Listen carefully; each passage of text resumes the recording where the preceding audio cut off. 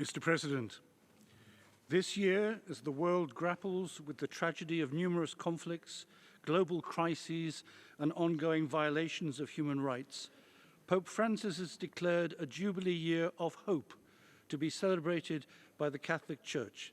It is the desire of the Holy See that the Human Rights Council will respond holistically and constructively to humanity's need for tangible signs of hope in the times we live in. Mr. President, the right to life is enshrined in the Universal Declaration of Human Rights and is a prerequisite for the enjoyment of all other human rights. As Pope Francis affirms, all life must be protected at every moment from conception to natural death, because no child is a mistake or guilty of existing, just as no elderly or sick person may be deprived of hope and discarded. Furthermore, the Holy See reiterates its call for the universal abolition of the death penalty. The demographic crisis calls for a renewed appreciation of the gift of life, motherhood, and of the family.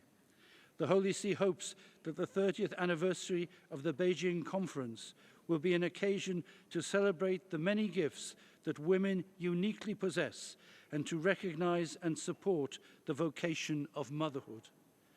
Human rights are universal and apply to all, including the estimated 125 million people forcibly displaced. Pope Francis has stated that these people cannot be treated like objects to be moved about. They have dignity and resources that they can offer to others. It is only by viewing things in this perspective that progress can be made in confronting a phenomenon that requires the contribution of all countries, not least through the creation of safe, regular pathways. It is worrying that almost half of the world's population lives in countries that spend more on debt repayment than on health or education. Therefore, I reiterate the call of Pope Francis to the international community to work towards forgiving financial debt as a matter of justice, not merely as a question of generosity. Moreover, there is also a need to recognize and address the ecological debt that exists between the global north and the global south. Furthermore, attempts to restrict religious freedom are an obstacle to lasting peace and integral development. Yet across the world, around 380 million Christians continue to suffer high levels of persecution and discrimination for their faith. This Council can play a crucial role in combating discrimination against Christians, Jews, Muslims, and members of other religions, and in ensuring religious freedom.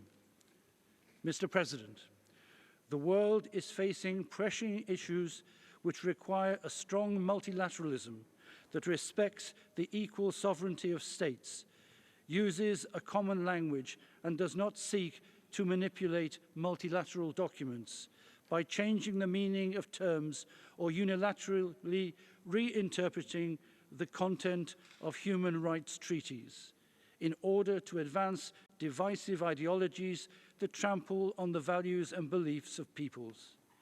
This is a form of ideological colonialization that fractures relations between states and compromises the integrity of multilateral institutions, while diverting precious time, energy, and attention away from the issues that really matter.